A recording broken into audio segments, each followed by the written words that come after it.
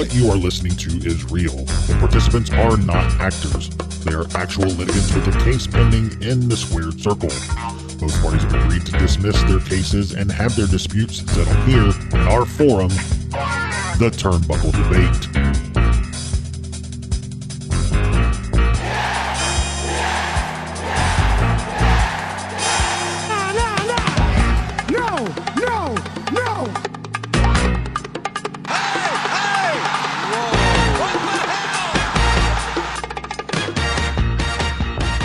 Everyone, welcome to another edition of the Turnbuckle Debate. My name is Sneed. I'm Chad. I'm Tom, the OG Fig Kid. And I'm Mike Belcaster. Everybody gets to do their own intro today. We all know each other here. The four pillars of the Tavern. The pillars are here. What's the new one? The Paragon? The Paragon. Are we the Paragon? Yeah, that's us, baby. That's us, man. We are. Hell yeah, brother. What's going on, fellas? Not much, man. How's it going? Not too bad, man. I know. Well, actually, you're gonna.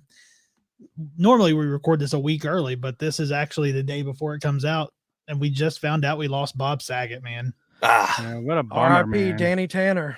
What a Danny Tanner, man. This Super one really bummers. hit me, differently. It's like, wow, nobody's safe from this. Well, it's crazy. He had just performed a show last night. He tweeted out last night at like 3:45 in the morning that he was falling back in love with comedy. He did a 2-hour set last night. Oof. Wow. And then they found Lucky people to see that. Yeah. I got a cameo for my wife for her birthday over the summer, and he was the sweetest, fucking most pleasurable cameo I think I've ever gotten. Like, he mentioned my daughters, my boy, my nephew Jameson. He mentioned everything, but he was just I loved what he said about drinking Jameson on the. Awesome. Well, you know where your parents have been. Love that shit, man. But like I said, he took the time out. Like, I've spent fucking $500 on cameos where they're like, hey, good stuff, happy birthday, you have a wonderful time, peace out, boom. And then they disappear, but he was genuine, and my wife loved Full House and How I Met Your Mother, so he took the time out to be like, this is the story about How I Met Your Mother, and it was really cool. So sucks that we lost such a good guy, the dad of our lifetimes. I don't think it gets any better than that, but big rest in peace to Bob Saget, man. Fucking awesome dude. Absolutely. Yeah. Do you give us, since we don't have any plugs for a guest's podcast, what do you guys have coming up this week for sessions or Fig Night? Plug some of the shows. Well, Sessions, J-Bone's going to be joining me. We're going to get to know his wrestling fandom history. Nice. Fun. We don't know when he got into it and stuff, and his memory. So I have some challenges for him coming up. Oh, love it. See how good that memory really is. So it should be a fun show. And on Fig Night, we have Kinnick, the guy who does all the toys for the Major Pod, and the guy who invented the Major Bendies. So yeah, I'm excited for both of those, man. I'm excited to hear J-Bone talk. I'm excited to hear Kinnick talk. Yep. It'll be a good week. It's always a good week when you're at the Tavern. Good Damn right. Yeah, and I'll be doing the flagship show for the first time in almost 2 years without my co-pilot. Oh I know. God, who's going to step in? We might have to get a staple to step in To hold it together. Holy shit! Yeah, so Mike Belcaster will be joining me on the show. So I'll bring Dashy with. It'll be okay. It'll be like old time. So Tom is going to take my seat because I will be traveling to Raleigh, North Carolina to sit third row at Dynamite on Wednesday. It'll be the first time me or Sneed hasn't been on the mothership, but I feel confident that Tom is going to step in and knock it out of the park. Oh yeah, I definitely feel kind of good about it. He's gonna do great. And then whatever voiceover, I can't whatever wait. you need to voice over, you just call me, and I'm gonna be like, "Hey, I got this. This one, we're good. Don't worry about it." I'll call you, Mike. We'll do all the ADR for it. Welcome to the Turnbuckle Tavern. Love it. I got big shoes to fill, so I'm gonna be really serious. Oh, you're gonna kill it, man. You're gonna and you get to talk to Hawk for 30 to 40 minutes. That'll be fun. The part I'm most jealous about. Hey, man. You got to be on your toes with that guy. You know what to expect with me. You don't know what to expect with him. Yeah, as long as you uphold the credo of 40 minutes of Hawk mockery, you should be good. Yeah. Oh, I'm ready for it. Hawkery. Hawkery. All right, Send fellas. Hawk. Well, we all know why we're here. We all know we know what we're doing here. So I think we probably should just go ahead and get into our topics. Let's do it. Let's go. All right. First topic of the evening. Did Battle of the Belts deliver? So last night, AEW did their special. It was a live special, Saturday night special, Battle of the Belts. And they had three matches on there. 3 title fights. So did it deliver?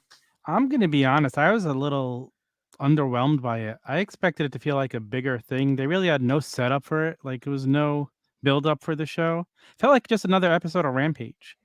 I was expecting it to have a little more special feel to it. More like the Great American Bash and whatever the Clash of the Champions. It didn't have that type of feel. It just felt like another episode of Rampage. Was the show good? Of course it was. They always put on good shows. But that's how I felt about it.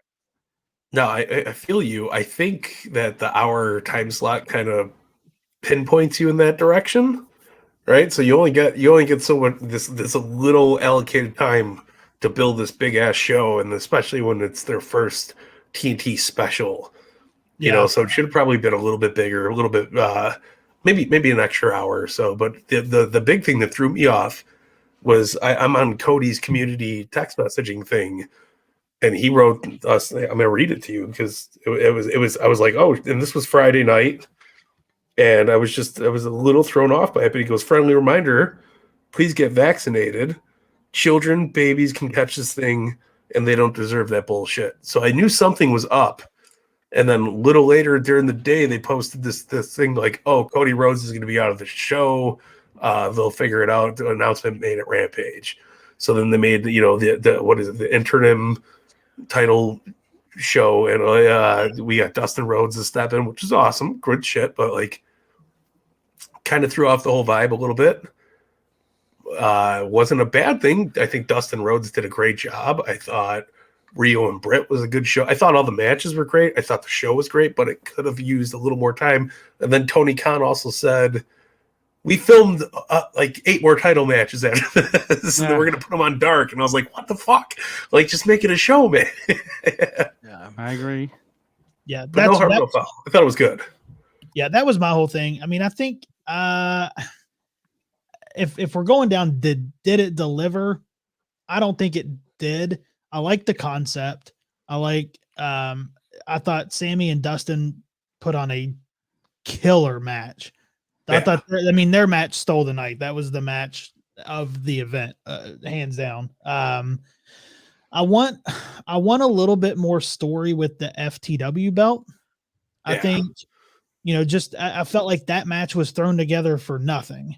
And it didn't make sense to me. Britt and Riho made sense. I thought, there was good story with that. They didn't really dive into why we were doing an interim belt though, did they? No. Why do you need an interim belt? It's going to be out for a week or two, unless it's a lot more serious and we don't know. Well, they said Cody was following medical protocol. So that can mean anything, it doesn't mean anything. But it sounds like there was either exposure or somebody has COVID. I mean, that's what it sounds like somebody around him has COVID. Yeah. What I'm reading is like just on my end. I don't think this is something to speculate, but I think his kid possibly got COVID because he was just, that text message really spoke. And I was like, oh shit. That's what his kid's a baby, that sucks for anybody. Even if my 11-year-old just had it. And I was like, what the fuck?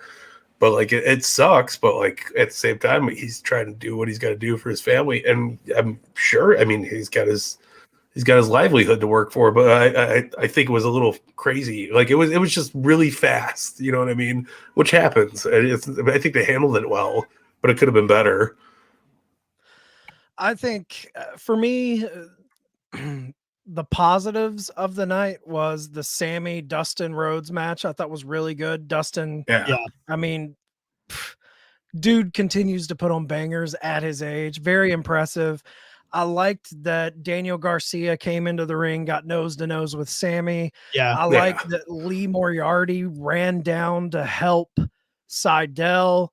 I like that Dante Martin came in. They gave some shine to some younger guys, but as Right. far as like, did AEW Battle of the Belts deliver? I don't think it did. Yeah. I think like to me, it's like, dude, you build this as a Clash of the Champions right out of the gate. You say it's a 1 hour special, which this is probably handed down from TNT. I don't think this is necessarily an AEW decision to make it an hour, Right. but like, this has to be bare fucking minimum 2 hours. I think it should be 3. Like it should feel like a quarterly event. It didn't feel big. The set was just, this is a problem I'm having with them. Like Rampage looks like Dynamite. Battle of the Belt looks like Dynamite. Like I get it that you're doing things from a cost cutting production angle, like you're filming Rampage during Dynamite, so you can't switch out the sets. But when you have like a quarterly event, like bring something different where it looks different to me. Like just the same entrance theme for everything. It could even just lighting could make a difference if they just change up the Anything. lighting a little bit. But also, like here was my other issue with it too. Is like Wednesday was a Battle of the Belts. Dynamite was a fucking Battle of the Belts. They had almost all the titles on the line. We had 2 title change or one title, awarding and 1 title change. We had Hangman and Bryan Danielson. Like mix that up a little bit. Put Bryan Danielson and Hangman on this show. This could have been their whole match. I would have been fucking pumped for that. Their debut on TBS and this show just happened to fall in the same week, and I wonder if that had anything to do with messing it up, because Hangman should have been defending his title on that show. There's no way he should have not been on that show. You can't call it the Battle of the Belts without putting more belts on the line. So that's my only thing about it. I get that they wanted to make a big splash on TBS though. Like you're moving stations, like you have to make a big splash. I get that. But it made Battle of the Belts feel like an afterthought. I mean, Sneed touched on it, and this is a big thing for me. Okay, out of the matches, we had 3 title matches on Battle of the Belts. Out of those 3 matches, the only one that they truly had story behind was Britt and Riho. Yeah. And then like Sammy, okay, it's a medical issue where Cody wasn't involved, so but Dustin gets thrown in there. So there's no like heat behind that. Right. And then with Ricky Starks and Matt Seidel, that felt like let's throw this in there. Why is Matt Seidel challenging for that? I get that Ricky Starks called him out because of his tie to Dante Martin and their feuding, but it felt weak. I mean, throw Dante in there. Yeah. Have Dante go for the FTW title. Like this just felt like, and this is going to kind of go into our next topic, but matches for the sake of matches gets boring to me. Yeah. I agree. Eventually you got to give me a little more meat on the bone, and they didn't.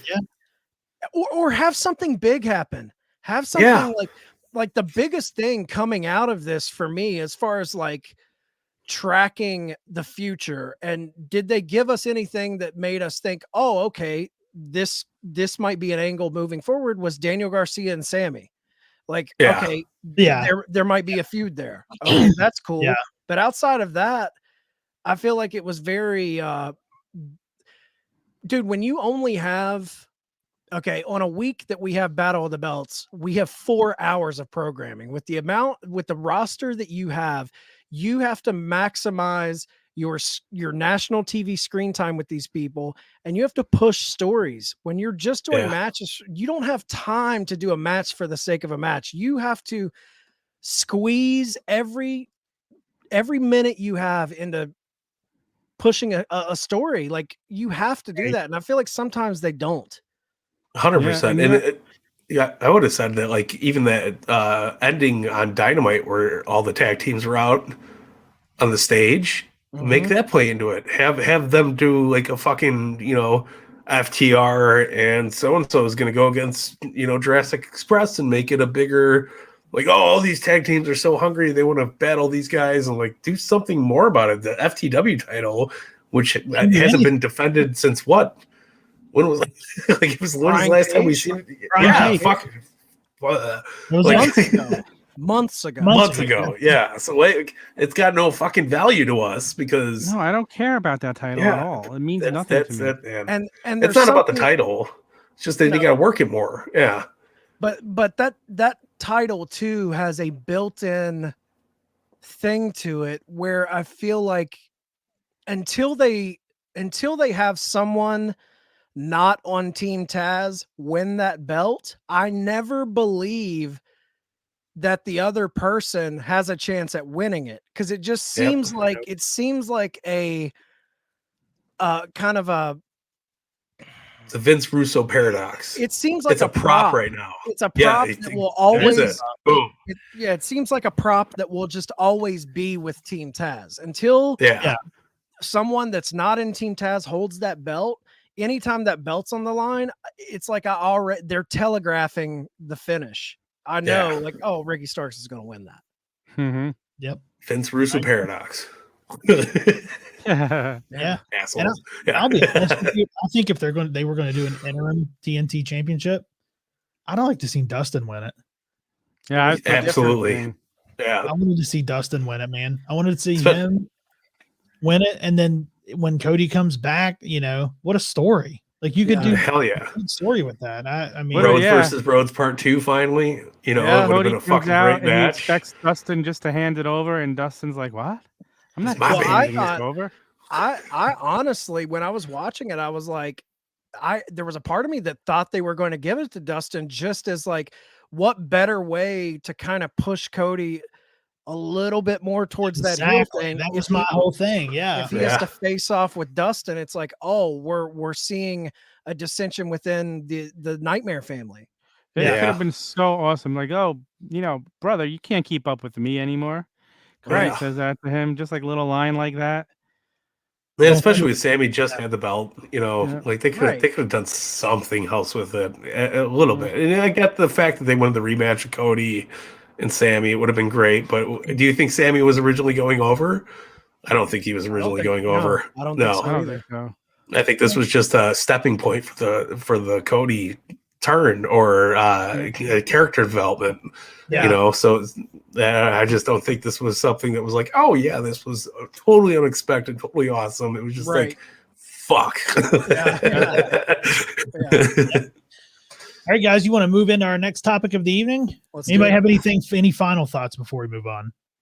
Just dancing. I hope the next one improves a little bit. Give them another hour, man. Give them another hour. We need another hour with it, at least. I mean, 2 hours minimum, hour and a half minimum. You could have gave us a half hour, no commercials. Do something like that. Even an hour and a half would have just felt different. It would have made it feel a little more special than just an hour. Yeah. And it's not like TNT's got riveting, fresh television to put on a Saturday night. What are we missing? The Equalizer 2? Like Ready Player One for the 150th fucking time this year. Like, right. And I mean this year because it's only 2020 and we're a week into it. No Piercer. Like, come on. Right. Yeah, love Snowpiercer. You shut your mouth. Oh god. All right. Well, let's move on. We'll go to our next topic of the evening, which is what is more important, quality story or quality wrestling matches? So I was thinking about this. Like, think of if you have an awesome storyline going, and then you finally get the payoff, you get the match, and it's okay. Compared to a story you don't really care about, but then they have a banger match. Okay. The story at least keeps you captivated for weeks. You want a good match, like you do, but like Chad said earlier, like if you just have a one-off match for no reason, that's a banger. Like you're buying into it more if there's a good story to go with it. I'm pulling grammar school etiquette and raising my hand. You may go, Mike. It's up to you, Mike Belcaster. Mike. Kenny Omega and Bryan Danielson. No story. Daniel Bryanson just wants to be the best in the world. Bryan Danielson, Daniel Bryanson, whatever. Same thing. The vegan that was in WWE came over, but I feel like big matches and big stories kind of have that peanut butter and jelly mentality to them. You really can't have one without the other. You know what I mean? Like you see a great story between Hangman and Danielson, and then we go to that first match. Yeah, it was amazing, but then we got the second match that felt so much more impactful because there was a story behind it now, and it wasn't just like, hey, I'm fucking WWE guy, vegan boy. I'm coming here to fuck you up. And it was like, cool. I loved it. I was all here for it. But I was like, okay, cool. But they built it up to be a little bit bigger than it should have been. And then we had such a great match on top of it. You can't, it's love and marriage. You can't have one without the other, man. Yeah. I'm going to say, I mean, for me, quality story over quality match any day of the week. Give me quality story. Like, I mean, a quality match with no story behind it, I don't give a fuck. Yeah. Yeah. Why? You're not wrong, man. I go to an indie show with somebody, with nobody I know. It's cool. It's cool to see a good match, but if there's no story behind it, it's a part in church. Like, who cares? Yeah. but Tom made a really good point. Is like indie wrestling is a lot of great matches with lack of storytelling, so you don't really care. Sure, it's an awesome show. You pay $15 to go sit third row in and get meet and greets and all the shit added to it. But if you don't have the build up behind it, then what the fuck does it matter? You're just going to see some guys wiggle around in a wrestling ring together. Well, I think look at the indies that are flourishing. Like look at a GCW. Right.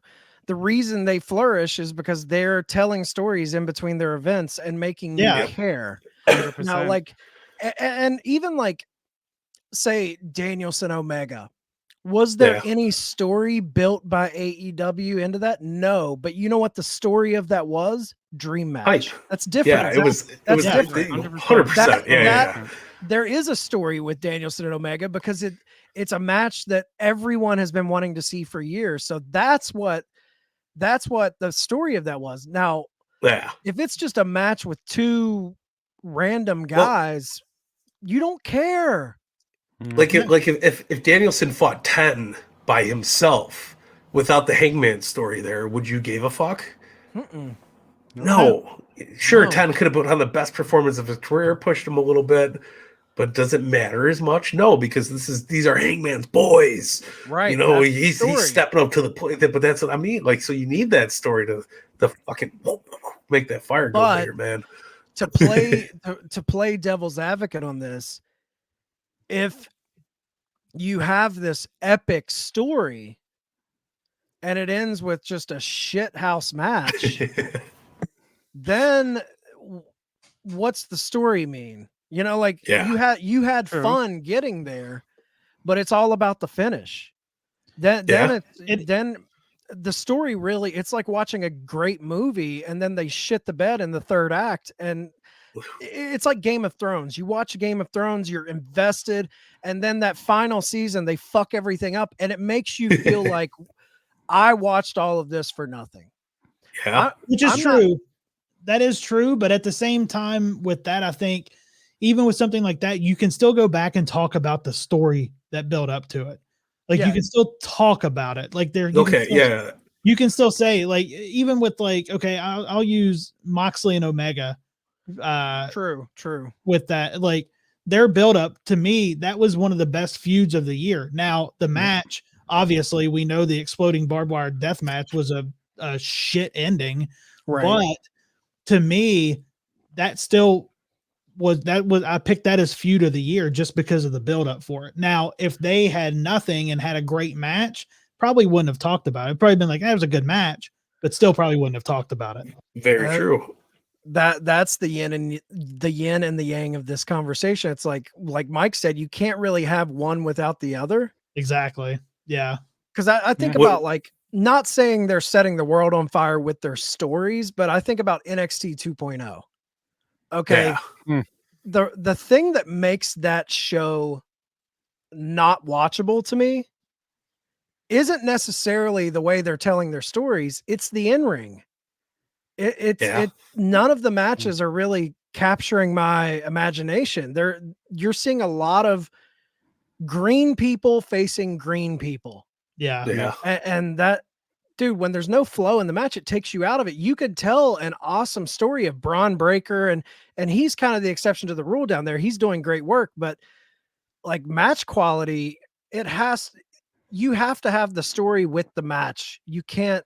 Now there are exceptions, like Sneed said, with you have a great story and then the match shits the bed, but it doesn't take away from the ride, but it does leave you feeling like, fuck, man, you need more. You came so close to like this iconic moment, and it does cheapen it just a little bit when the payoff isn't there. Yeah. I'll use an example too, like with the show Dexter. Like anytime I talk about the show Dexter, I'm always telling stories. Like, I loved when this happened. Remember when this happened? I mean, the ending sucked, but like exactly. But back in the season, back when the same shit. Yeah.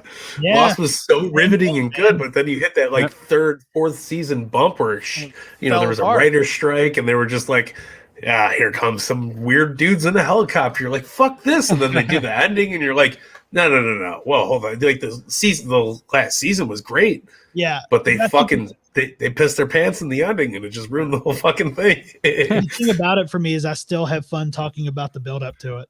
Yeah, 100%. I still have fun. 100%. I still have fun with what I'd watched before. I agree with think that. For me, I would rather have bad a great story with a bad match than a bad match.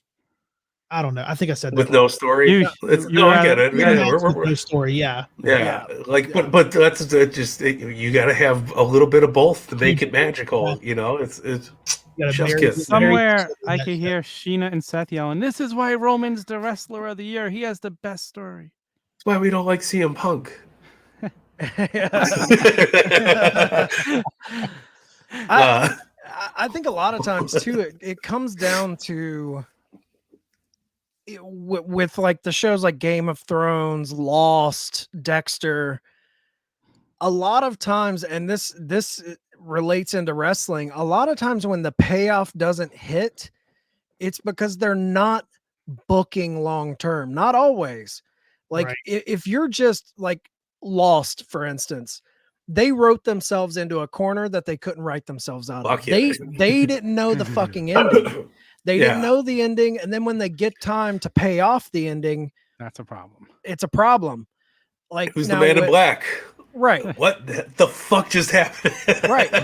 That's why, like, with the exploding barbed wire death match, I think I'll give that a mulligan, because that wasn't.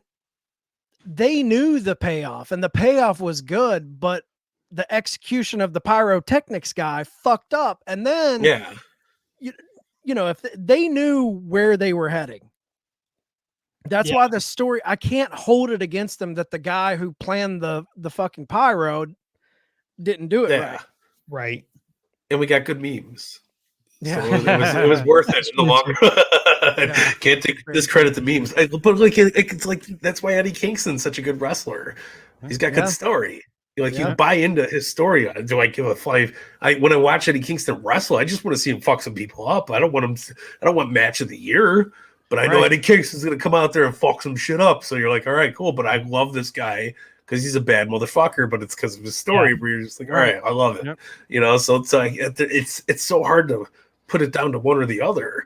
Because like we got good story with him. We love him though. I don't give a fuck what if he ever wins another match. I love Eddie Kingston. I want to see good wrestling though too. But then you have endings like the Soprano ending, and then you have matches like the 1 hour time limit draw where some people loved it, some people hated it. Yeah, right. That's the beauty of it though. Exactly. Yeah. That was the beauty. Like Sopranos ending. That was what was so awesome about it, because it was just like cliffhanger. you're on your own forever. Right. And that's almost the better way to end it. So all these people are like, no, Tony died, he got fucking murdered, and all the fucking he's living the life, he's the king. He's fucking he turned into Eddie Kingston. Like you're like, yes, I love it. Yeah. The best endings stir conversation. That's why, if for nothing else, the time limit draw is great because it gets people debating if it's great. Yeah, like a 100%. match that just ends. Fucking A match that just ends is like, and you forget about it. Like, how is that good compared to a match that you're going to talk about for years to come? Yep, absolutely, love it. I love so we're all in the agreement. That doesn't make sense. Analogies to the TV shows, though. Oh yeah, that's perfect. Great tie-in. So, yep, it's true though. And then you got The Simpsons that's still going after 40 years, and nobody knows what the fuck to do with it anymore. I'm kind of with Sneed. I'm kind of with Sneed though. I think it's. I would rather have a great story with a subpar match than a shit story with a great match. Yeah. I agree. And honor that Goldberg. that's my dead period at the end of the sentence. It's Goldberg. Goldberg had a shit matches galore, but his story was so awesome that you're like, I love. The meatheads were behind him, the nerds were behind him. He's unstoppable. Yeah, that's what he lived. I could give a fuck about his story, even like. Yeah, I agree with you, Chad. Let's get Tom on this tangent. Right? No, I'm Come not on, going off Tom. on another Hit it Goldberg. up. He shows up at the Rumble, I'm friggin' going on strike. It wasn't my experience, but I'm saying a lot of people love the Goldberg story. That's true. That's what made it big was the story. Yeah. Yep. He was undefeated. It doesn't matter if he was a shitty wrestler. 90% of the population out there wouldn't know he's a shitty wrestler. They just seen him hitting people with bad fucking moves. We all know showing up at the Rumble. We all know Goldberg's going to be in the Royal Rumble, which leads us to our next topic of the evening. If you guys are ready to move on, let's do it. Let's do it. Our last topic of the evening is: does Mickie James joining the Royal Rumble signal a change in philosophy for WWE working with other promotions? Now, so basically, has the forbidden door open? Basically, because the news came out, WWE tweeted it that Impact champion Mickie James is going to be in the Royal Rumble, and called her that. And called her out. They mentioned that right on SmackDown too. Pat McAfee was announcing it. Listen, if it wasn't for the fact that WWE is so short on women for the Rumble, we're probably never seeing this happen. That was going to be my whole argument. I think they only had 23, I think, active female members of their roster, so they got to go somewhere. Here's my pushback on that. Like, everyone that's like, well, they don't have anyone to fill the thing, so they have to go out to Impact to get people. That's all by design. Yeah, they don't have to go to Impact, but they had to reach out to people. But what I'm saying is it's not like they're haphazardly shit canning people. No, it's not like this company's like, well, let's just fire all these people and they have Rumble coming up. They know what they're doing. They know there is an active business plan in motion where they're firing people to cut costs. I don't think them bringing in Mickie James was this last minute scramble of, oh shit, we got to fill the Rumble. They knew. They know what they're doing. I feel like they're cutting costs with these releases, and I don't think it's like they're not taking into consideration that they're going to have to fill a Rumble out with 30 women. Yeah. No, I think they're smarter. They don't give a fuck about the Rumble. Yeah. I'm just surprised that out of everybody they went with Mickie James. I am surprised. You look at the poster though. She's in the last row on the poster, the smallest row. Like if you really want to make it look good, you have a champion from another league coming in. Give her like a nice spot on it, holding the belt to show off that you have another champion. You know that doesn't work because that discredits their own fucking bullshit. So they can't put Mickie next to Charlotte because that's going to make them look fucking like a shit ant company. They can't do that. Sorry, piss ant company. Yeah. As Triple H likes to say, But what I think it's it's great and all, but it's a honeymoon period at most. And I'm talking. Tom, you need to think baby steps, man. You're not going to put fucking Mickie James at the center of the poster with the Impact title. The fact that they did this and brought in a current reigning champion from another promotion, that's a big fucking step for WWE. That's a huge step. And honestly, I'm excited about it because they actually did it. But I think if she comes in, I'll say number 6, and she's only in there for like 6 minutes.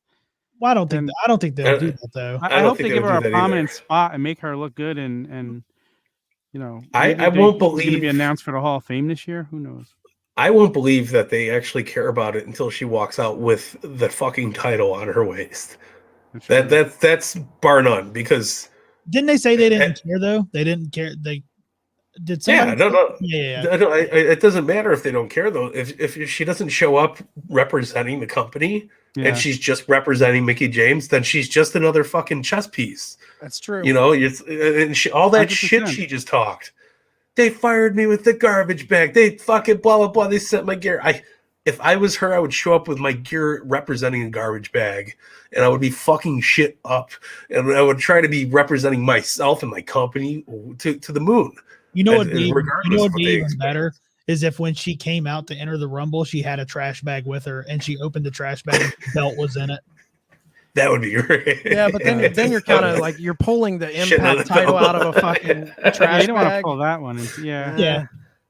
No, but you come out in a nice black shiny outfit. Here's the out. Here's the out though that WWE has, where they've called her Impact Champion.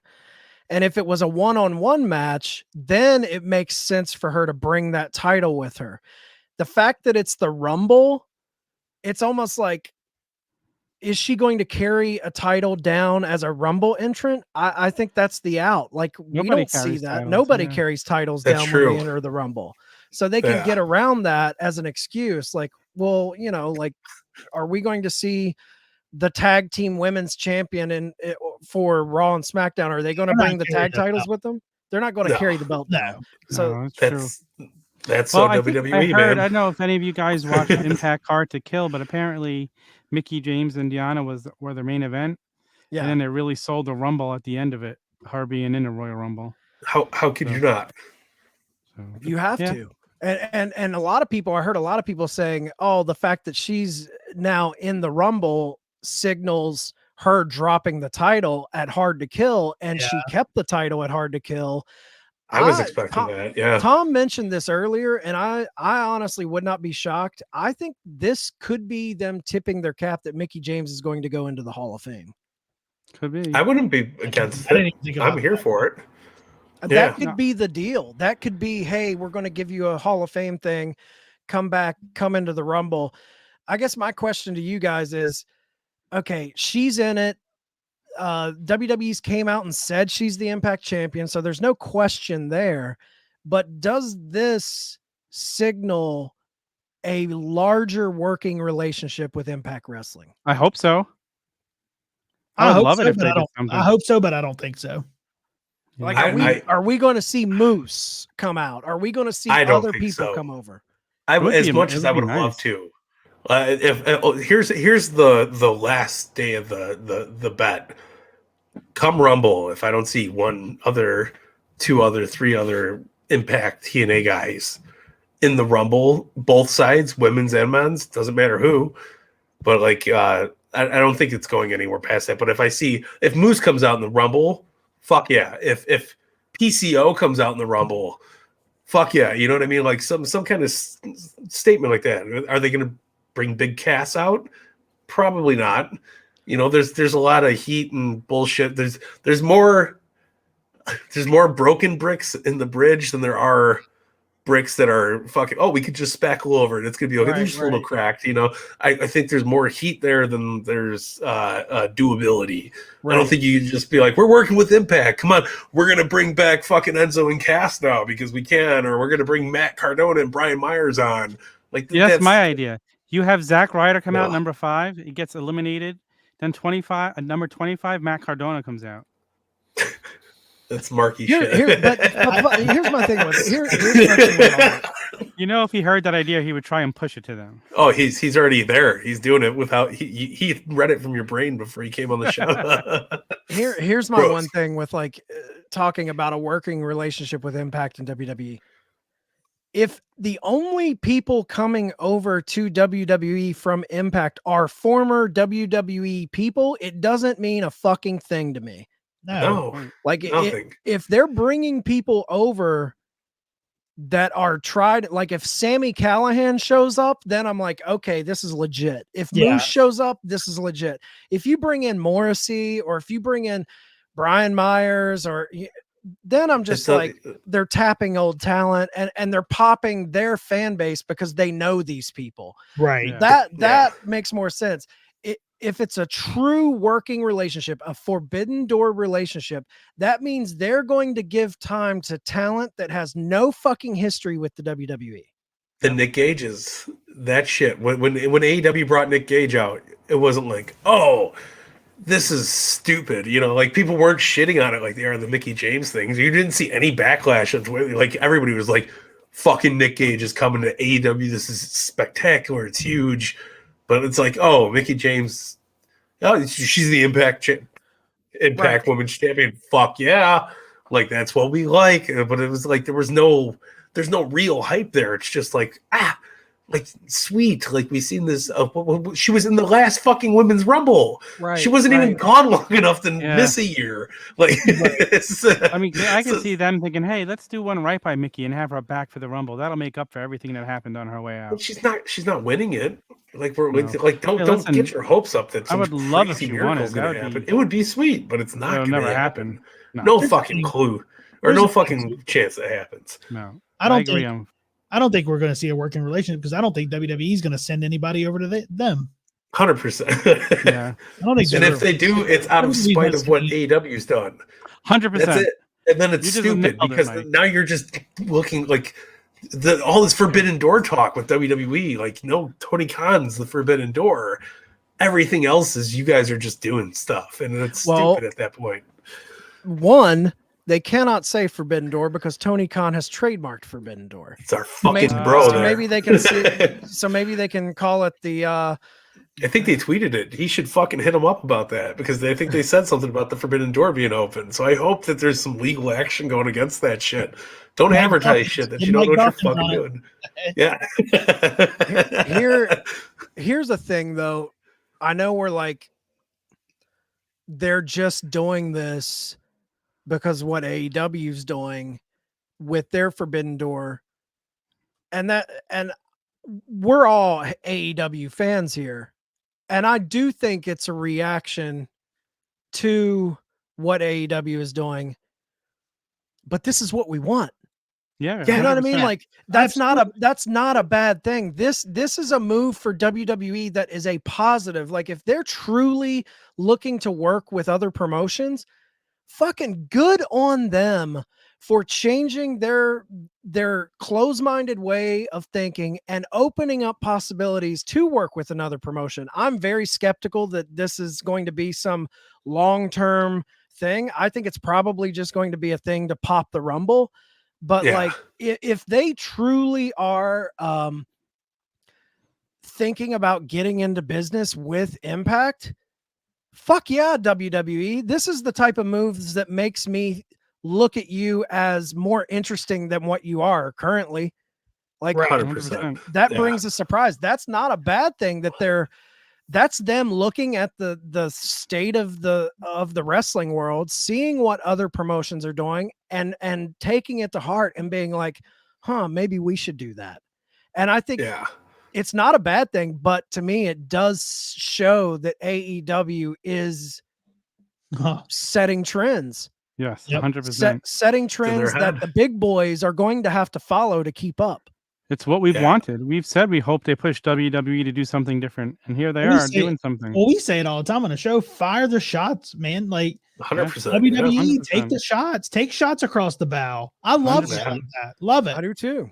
I got a throw in here though. I seen it might have been a tweet or an Instagram post, but somebody said that imagine if WWE is doing this so they can push Impact to be the number 2 promotion over AEW, and I'm totally in disagreement with that because we all can look at each other and say, when was the last time you watched Impact? We watch AEW on the Rex. That's normal shit, right? But like, do you think like this is some fucked up mentality behind a Khan or McMahon that's where they're like, oh, well, we could bring in the Impact people and put them on a level that's bigger than them, which we all know is just bullshit. But like it could happen where they're thinking that, not where Impact's gonna be number 2, but WWE's thinking like, oh, if we would have did this with WCW, ECW would be out of business, like that kind of bullshit, like, Right. I think if they are doing this as a way to what they think will elevate Impact, it's only going to be good for Impact because I think it will help them. It will bring eyes to them from the WWE crowd, but I'm sorry, stack the and I like Impact and I like their roster. Their roster is good, but you stack that Impact roster up against AEW. There's nothing in the fucking world WWE can do to elevate that above what AEW has. AEW 100%. has the roster. Impact does not have a deep roster with all of these people that we love. They can give all the attention they want. They can have Sami Callihan, Moose, all of these dudes come out, but nothing WWE does is going to elevate Impact above AEW because Impact doesn't have what AEW has, and that's a fucking rabid, loyal fan base. Period. Yeah. Period. And look, Bryan Danielson didn't sign to Impact. CM Punk never signed to Impact. That was my fucking first rebuttal of that. It was like, no, fuck you. And like, here's the thing too. Yeah. Like, the whole like rebel mentality, like us against them type of situation with WWE, and there is a certain sect of fans out there, and I feel like this is a large sect of the AEW fan base, that a company working hand in hand with WWE, you kind of look like a sellout. There are fans out there that look at like, oh yeah, you're just working with the big guys. You're too afraid to take them on. Like there's that ECW mentality of us versus them that is very prevalent in the AEW fan base, and they get a kick out of the startup promotion going against the big titan in the wrestling world. Yeah. So it's like there are fans that I think, it'll elevate people to watch Impact if they do truly start a partnership. But I think there's a lot of AEW fans that will hold it against Impact. Yeah, they'll turn sour. Absolutely, because they won't want to be a part of it. There was something very unique. There was something very unique about Impact, New Japan, NWA, AEW, all sharing talent, working together. It's like, all these companies are intermingling to take on the big dog in the yard. Yep. And now if one of those kind of branches out and sides with the big dog, it's kind of like, oh man, really? Yeah. You know what I mean? 110%. I also seen a tweet that was it was a pun towards rap, but it was like, we collabed with all the greatest artists and we still haven't made it hit. And it was Impact, of course, the New Japan, and like I laughed my ass off at it. I was like, this is fantastic. Funny. Yeah, it was good, but it's true. Like you had Kenny Omega as your not only reigning champ, but he defended on Impact several fucking times throughout that run. Yeah, and like they still didn't get anything out of it. I don't think bringing an AJ Styles or a Bobby Lashley back to Impact is going to draw those numbers, because it didn't do that before they left, Impact. So I don't see it making any fucking difference anyway. Like you could put anybody there. Yeah, popping a rating don't mean shit if you don't hold that rating.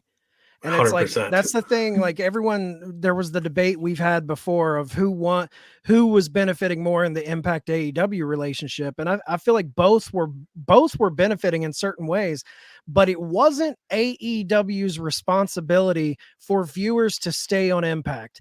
Kenny brought the viewers, but it's Impact's responsibility for when those new viewers tune in to see Omega, that they say, ooh, I want to keep watching this. And Impact didn't do that. Yep. Yeah. And AEW even had a fucking Impact World title match on their show. Right. You know, when WWE does that, I'll care. Exactly. So, but as of right now, I don't give a fuck. They had a title change on their show. Yeah. Yeah. So look at this. Look at this. So if, say, AJ Styles returns home to Impact Wrestling and he goes there under contract with WWE, and say he, like Omega, does like a 6-month run in Impact and then he leaves, does Impact benefit from that long term, or is it we're watching while AJ's there, when he leaves we leave? Yeah, we're watching when he's there, and everybody's checking out when he's gone.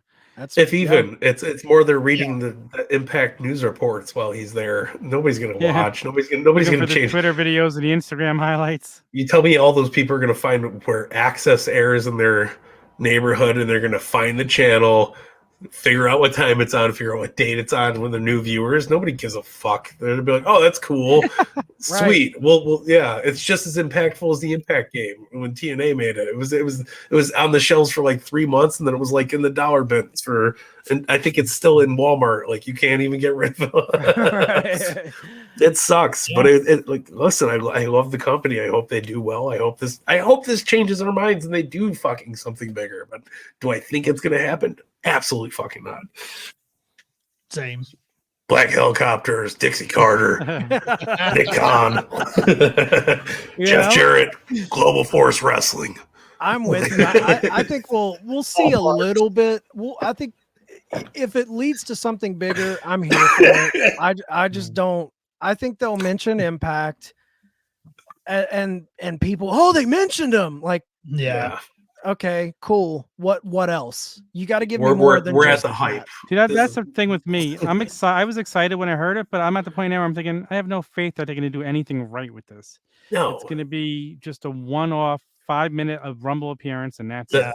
If Mickie James, to me, the only way this is like truly a success, and I'm not saying it's a sign of things to come or a budding partnership or anything like this, but if we're just going a one-off, like if this is just a one-off, the only way I would deem this a success for Impact Wrestling is if Mickie is at least in the final 4 women of the Rumble. I agree. She has to be in the final 4. If she's in the final 4 women of the Rumble, then I'll be like, that was a good move for Impact. Yes. Yeah.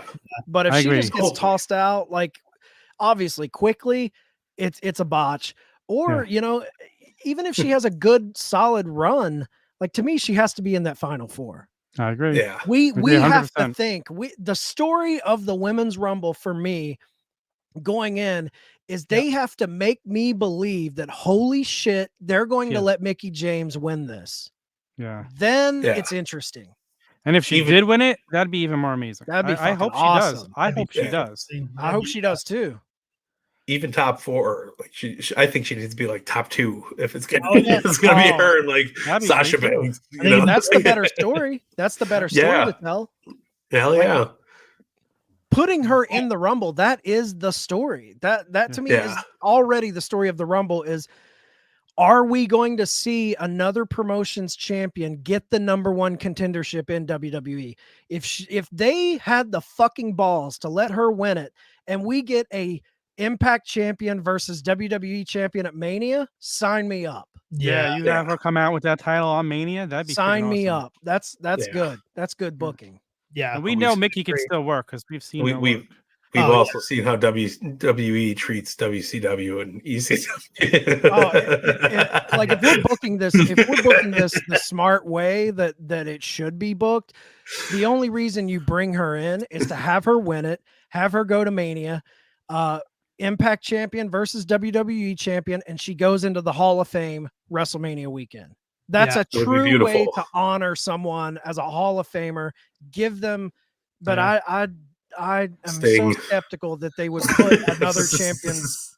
another champion in the main event at Mania. Yeah, I have zero faith in that happening. Yeah, zero faith. I would love it, but I have no faith. All right, guys. Anybody have anything final to say before we wrap it up? That's it. That's it. All right. God bless Mickie James. Yeah.